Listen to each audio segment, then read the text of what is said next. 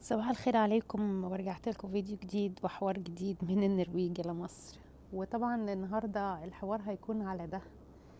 طبعا انتوا دلوقتي شايفين احنا ليه بنسافر في الشتاء اجازة لازم نختار بلد فيها شمس، لان احنا رجعنا امبارح لقينا البلد زي ما انتوا شايفين كده.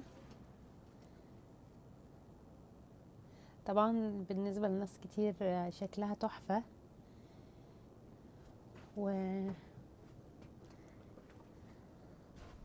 بس المشكلة كلها ان احنا بنزهق من الجو ده، لان الجو ده بيقعد تقريبا 6 شهور 7 شهور، اكتر من 7 شهور ممكن. زي ما انتوا شايفين كده كل البلد تلج تلج تلج تلج يعني.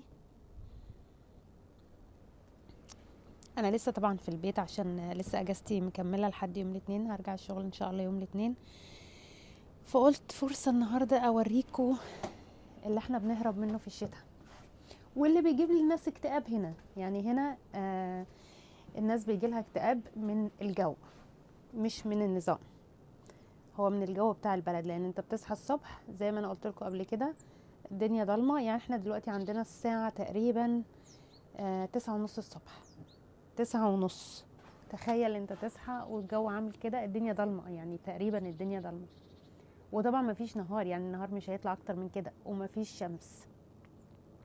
فاحنا عندنا في بلادنا نعمه بصراحه، ساعات مش بنقدرها.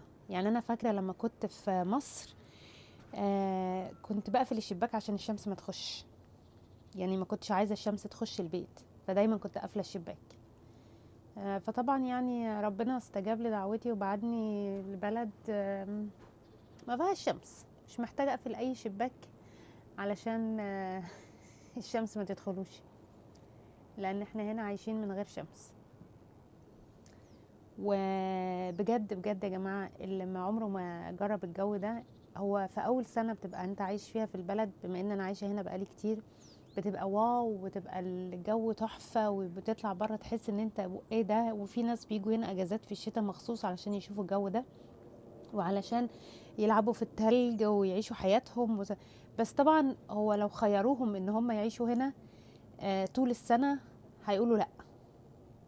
زي ما انا قلت في فيديوهاتي كتير جدا ان النظام هنا حلو وتحفه ملوش حل، بس زي ما انتوا شايفين كده. طبعا بالنسبه للوقت اللي احنا فيه دلوقتي ده هو ماجيك، لان ده وقت الكريسماس، والمفروض ان وقت الكريسماس معروف ان هو شتاء، ومعروف ان هو بيبقى التلج بيبقى على الاشجار كده، وبيبقى فيه اتموسفير معين، وبيبقى فيه احساس معين.